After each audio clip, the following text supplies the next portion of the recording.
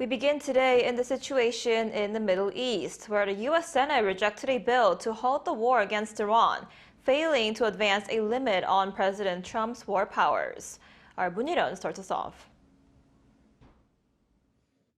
U.S. senators on Wednesday rejected a bid to halt President Donald Trump's military campaign against Iran, signaling early support for the war. The war powers resolution, which would have required congressional approval for further strikes, failed in a largely party-line vote, with a similar showdown now looming in the House on Thursday. The vote comes as President Trump doubles down on the campaign, issuing a stark warning after Iran's supreme leader was killed in joint U.S. Israeli airstrikes over the weekend. Trump said anyone who appears eager to assume Iran's top post ends up dead, while praising what he calls the success of Operation Epic Fury, claiming Iranian missiles and launch systems are being rapidly wiped out. At the Pentagon, Defense Secretary Pete Hegseth struck a similarly forceful tone. According to Reuters, Hegseth said the U.S. was winning decisively under Trump's direct command and highlighted a major naval strike against one of Iran's most prized warships. An American submarine sunk an Iranian warship that thought it was safe in international waters.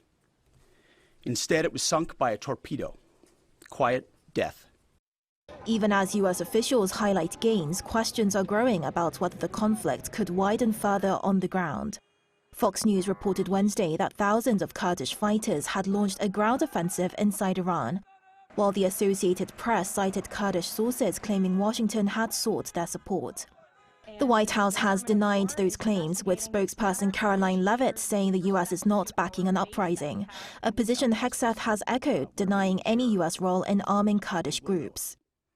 With the conflict already expanding across the region, Turkey's Ministry of National Defense said Wednesday that a missile fired from Iran toward Turkish airspace had been shot down by NATO. Israel has continued to strike Iran-backed Hezbollah in Lebanon, while Iranian missiles have targeted Israel and Gulf states. According to the U.S.-based human rights activists in Iran, the war has already killed over 1,000 civilians in Iran, while global energy markets and international travel have been disrupted. Behind the scenes, diplomacy appears uncertain.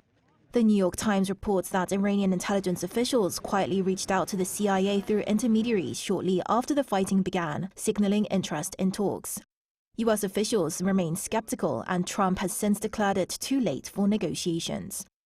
Moon Hye-ryeon, Arirang News.